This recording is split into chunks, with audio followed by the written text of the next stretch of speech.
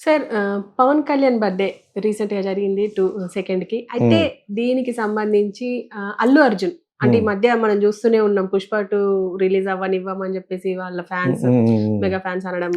ఇదంతా ఒక వివాదం జరుగుతున్నప్పుడు ఆయన బర్త్‌డే విష్ చేస్తూ అంటే వాళ్ళ ఫ్యామిలీ కాబట్టి మావయ్య happy birthday power star and DCM హ్మ్. పవన్ కళ్యాణ్ గారు అని చెప్పేసి మంచిగా ట్వీట్ చేస్తుంటే హ్మ్. మిగతా అంటే వాళ్ళ ఫ్యాన్స్ మాత్రం దీన్ని వక్రీకరిస్తున్నారు. దీంట్లో హ్మ్. కూడా ఏదో ఉన్నది అర్థం అని హ్మ్. జెప్పి. అంటే దీని వెనక ఏదైనా మతలబుందా అని హ్మ్. హ్మ్. మాట్లాడుతున్నారు. దీని గురించి మీరేమంటారు? ఒకప్పుడు 'సితార జ్యోతి చిత్రలాగా' దానికంటే ముందు బి. నాగిరెడ్డి గారి 'విజయ్ చిత్ర' అనే సినిమా పత్రిక ఉండేది. 'విజయ్ హ్మ్. చిత్ర' హ్మ్. అదొకటే మనకి సినిమా న్యూస్ ఉండేది. మంచి మ్యాగజైన్ అది. దాన్ని ఏమంటారంటే చందమామ పబ్లిషర్స్. చందమామ వచ్చేది కదా! తెలుగు, అవును. తమిళ్, మలయాళం హ్మ్. అన్నిట్లోనూ వచ్చేది. రాసిన వాళ్ళే రాజమౌళి వాళ్ళ ఫాదర్ కథలుగా తీస్తూ ఉంటాడు. అర్థమైందా? హ్మ్. చందమామ కథలే అన్నీని. నేను ఆయనతోటే అన్నాను ఒక హ్మ్. లిఫ్ట్‌లో. సో, ఇంతకీ ఆ చందమామ కథల్లో అంటే సారాంశం లాగా 'విజయ్ చిత్రలో' సారాంశం కూడా సినిమాకి సంబంధించి చాలా బాగుండేది. హ్మ్. అందులో శోభన్ బాబు గారు నేను మా కాలేజీలో ఉన్నప్పుడు అదే చదువుకోవాలి సినిమా గురించి చదువుకోవాలంటేనే. శోభన్ బాబు అందులో ఒక ఇంటర్వ్యూ ఇచ్చాడనమాట. అందులో 2 సెంటెన్స్ చాలా బాగుంటాయి. నేను ఒక పెద్ద నటుడు అవ్వాలంటే ఏం చేయాలని ఎవడో అడిగాడు. రాజ్ కపూర్ అంత నటుడు అవ్వాలంటే ఏం చేయాలి? ఆయన గొప్ప నటుడు కాబట్టి నటుడు, గొప్ప దర్శకుడు కూడా. హ్మ్. అన్నప్పుడు ఈయన ఇచ్చిన ఆన్సర్ చాలా బాగుంటాయి. సోహన్ బాబు ఇచ్చిన ఆన్సర్‌లో జీవితాన్ని చదివాడు కాబట్టి డబ్బులు మెయిను. డబ్బులు సంపాదించాలి. దాన్ని సేవ్ చేయాలనే కాన్సెప్ట్ చెప్పింది ఆయనే. రియల్ ఎస్టేట్ చేసుకొని భూమి మీద పెట్టిన డబ్బులు ఎక్కడికి పోదని చెప్పింది ఆయనే. అందుకే ఈ రోజున ఆయన వేల కోట్లు కొడుకున్నాయి. హ్మ్. వందలు కాదు వేల కోట్లున్నాయి. సో, ఆయన బేసిక్‌గా కొంచెం స్ట్రిక్ట్ మనిషి కూడా. అలాగే పైకొచ్చాడు. రూ. 10 పెట్టి భోంచేసేవారట ఇతనును. కైకాలు చచ్చినారు నడుచుకుంటూ వెళ్తూ. హుహు. అప్పటి నుంచి కొడంబాగం నుంచి తెలుసు ఆయనకి. ఓకే. రూ. 10కి, రూ. 5కి యాక్ట్ చేసేవాడనమాట. అంటే అప్పుడు అదే అదే ఎక్కువే ఉంటది. సో, వాట ఎక్కువేం కాదు. సాధారణ చిన్న ఆర్టిస్ట్‌లకి ఇచ్చే రెమ్యునరేషన్.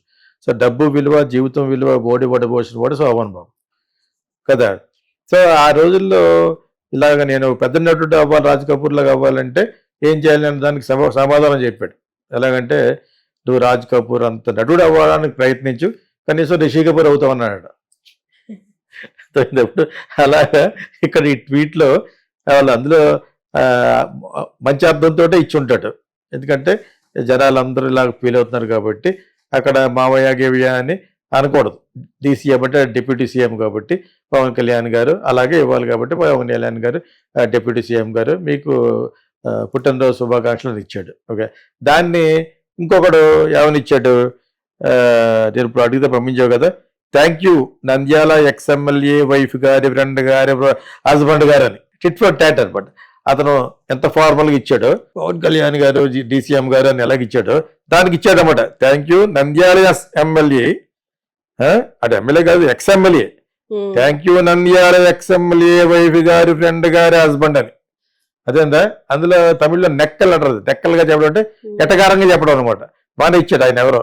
ఆయన పేరు జల్సా ఆయన ఐడి హ్యాండిల్. పేరు. హ్మ్. సో, ఇలాగా అపార్థం చేసుకుంటా పోతే ఇంకెలా ఉంటానే ఉంటాయి. దానికి కూడా శోభన్ బాబు ఒకటిచ్చాడు. ఏదో ఒక దాని గురించి మీరు ఇలాగన్నారు పలానా పత్రికలోనే అంటే దాన్ని అన్నాడన్నమాట ఆయన. అపార్థాలు చేసుకునే మనస్తత్వం ఉన్న వాళ్ళ యొక్క మాటలకు అర్థాలు వెతకొద్దని. అది సాధారణంగా మగుడు పిల్లల్లో జరుగుతూ ఉంటది అది. హ్మ్. ప్రతిదానికి అపార్థం చేసుకుంటూ ఉంటది. అటు కాఫీ తాగుతాలు చూసినప్పుడు సరిగ్గా అమ్మాయిలా వెళ్ళిందనుకో మన వాళ్ళు మీమ్స్ పెడతా ఉంటారు కదా! అలాగా ఆడు మామూలుగా కాఫీ తాగుతావు ఏంటి? ఆ అమ్మాయి వెళ్ళటం ఏంటి? సో, ఇది సరదా జోక్‌గా చెప్తాను. అలాగా వీడేదో ట్వీట్ పెట్టాడు మన బన్నీ యంగ్ హీరో. పెట్టిన తర్వాత దానికి ఇంకొక యంగ్ బాయ్ ఇచ్చి ఉంటాడు. జల్సా అంటే ఎవరు? పవన్ కళ్యాణ్ ఫ్యాన్స్ అందరూ కొంచెం జల్సాగా బావుంటారాళ్ళు. హ్మ్. మంచి జోష్ ఉన్నవాళ్ళెవరు? ఫ్యాన్స్‌లో జోష్ ఉన్నవాళ్ళెవరు? పవన్ కళ్యాణ్ ఫ్యాన్స్. ఇప్పుడు బన్నీ ఫ్యాన్స్ కూడా ఆ లెవెల్‌లో వెళ్ళిపోయారు. కుర్రోడు కదా! కుర్రోడు గారు ఉండేవాళ్ళు ఉంటారు, కుర్రోళ్ళే ఉంటారు.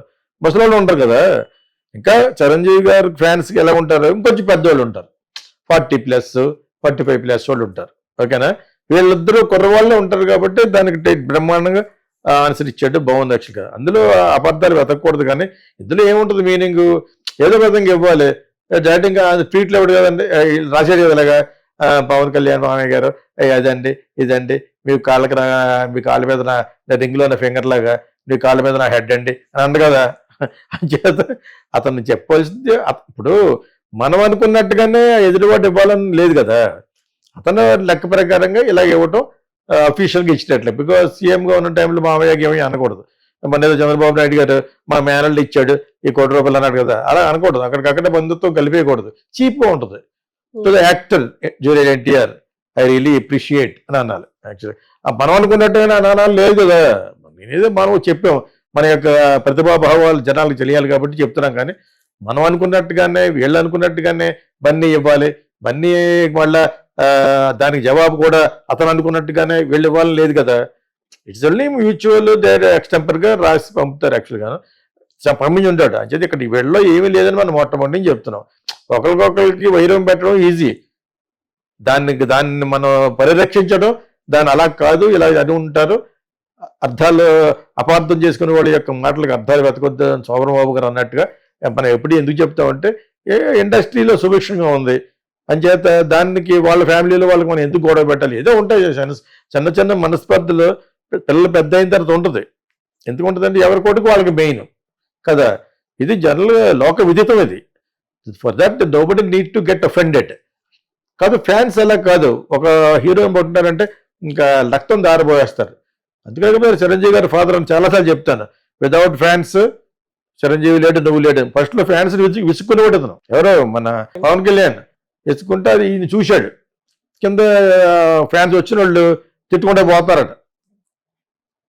జూబ్లీస్లో ఉండేది ఒక ఇల్లు ఇక్కడ సైడ్ అక్కడ మేము వెళ్ళాము దానికి, నేను ఏడుది నాగేశ్వరరావు గారు వెళ్ళాము అనమాట. నాగేశ్వరరావు గారు అబ్బాయి పెళ్ళికి వచ్చి చాలాసార్లు చెప్పాను, ఎందుకు చెప్తాను మళ్ళీ.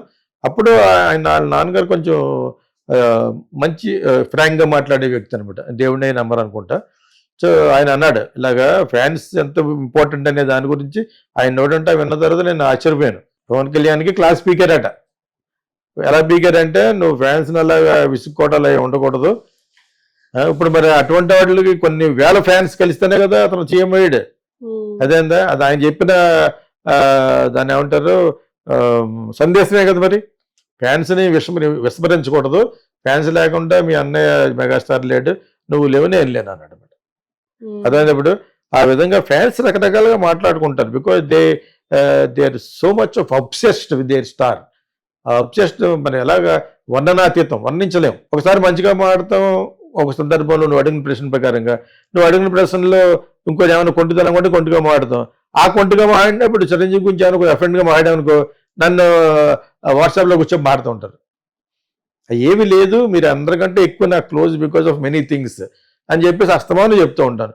అదేవిధంగా Pawan Kalyan I appreciate because you was use to come to me. అతని యొక్క పొటెన్షియాలిటీ తెలుసు నాకు, అతని యొక్క నేర్చుకునే గుణం తెలిసి చెప్తున్నాను. అక్కడక్కడ కొన్ని రాంగ్గా మాట్లాడినప్పుడు రాంగ్గా మాట్లాడని చెప్తాం, మంచిగా మాట్లాడినప్పుడేమో పొగిడి చెడ్డగా మాట్లాడి నాలాంటి అనకూడదు ఎవరు. నేను అతను మంచి కోసం చెప్తాను. ఇప్పుడు యుఎస్ వెళ్ళి ఏదో సంథింగ్ రాంగ్ మాట్లాడాడు, ఓకే. సో ఆ విధంగా మాట్లాడేటప్పుడు భగత్ సింగ్ కమిటెడ్ సూసైడ్ అన్నాడు. Bhagat Singh was hang to death by British people. So ఇటువంటి బేసిక్గా తప్పు మాట్లాడకూడదు ఎందుకంటే because you're entering into the arena of politics కదా. పొలిటిక్స్లోకి వెళ్ళినప్పుడు ఇటువంటి చిన్న చిన్న తప్పులు, చిన్న చిన్న తప్పు కాదు పెద్ద తప్పు యాక్చువల్గాను మాట్లాడకూడదు. మాట్లాడితే కరెక్టే మాట్లాడాలి, అర్థమైందా. సో అని ఒకసారి చెప్పాను. మళ్ళీ ఎందుకు చెప్తానంటే ద్వేషం ఎందుకు ఉంటుంది, ఇంక్లూడింగ్ బాలకృష్ణ మీద కూడా నాకు ద్వేషం ఉంటుంది. అతను చెడ్డగా మాట్లాడితే నీ రెప్యుటేషనే పాడైపోతుంది. ఈ రెప్యుటేషన్ ఎందుకు పాడైపోద్ది, చాలా అసభ్యంగా మాట్లాడకూడదు అని చెప్తాం అంతే, అదేనా. అదే తప్పితే ఇండస్ట్రీలో నాకు మొట్టమొదటి స్నేహితులు అతనే కదా. తర్వాత మా ఇద్దరికి ఏదో మనస్పర్ధ ఏదో వచ్చింది ఒక సబ్జెక్ట్ దగ్గర, దేర్ అండ్ సమ్ మ్యాటర్, దానికి దీనికి సంబంధం లేదు యాక్చువల్గా. కాకపోతే అతని యొక్క బిహేవియర్ని బట్టి డెఫినెట్గా అక్కడక్కడ అతని గురించి చెప్పుకోవాల్సి వస్తుంది. అది భయపడిపోయి చెప్పలేదండి ఇలా మా వాడిని ఎందుకు అంటారండి అంటే ఎవరి పొద్దుడే లేపాడు సరే మరే నీకంటే ఎక్కువ నాకు బాలకృష్ణ చెప్పాను. ఇలా చెప్పడం వల్ల కొంత రీచ్ అవుతుంది, కొన్ని అటువంటి మాట్లాడడం మానేస్తాడని చెప్పి.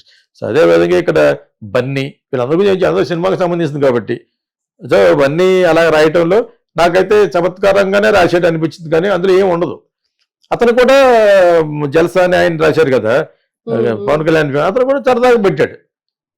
నువ్వు ఎంత ఫార్మల్గా పెట్టాడు అతను కూడా అంత ఫార్మల్గానే పెట్టాడు. సో ఇవన్నీ నాలాంటి సినిమా ఎక్స్పీరియన్స్ ఉన్న వాళ్ళకి ఒక ఆశ్చర్యంగా అనిపిస్తూ ఉంటుంది, ఇంత లోతుగా ఆలోచిస్తారు. ఈ సందర్భంలో గీతాకృష్ణ ఫిల్మ్ స్కూల్ తరపున భయపడుతున్నారు, ఫీజులు ఎంత కట్టాలి. దాంట్లో మనం ఈ మధ్యన ప్రొవైడెడ్ ఇన్స్టాల్మెంట్ లో కూడా కట్టొచ్చు అని పెట్టాం. ఎందుకంటే చాలా మంది అడుగుతున్నారు, నెంబర్ తెలుసుకొని వచ్చేస్తారు దానికి, వాట్సాప్ కి యూ కెన్ కమ్, ధైర్యంగా రావచ్చు.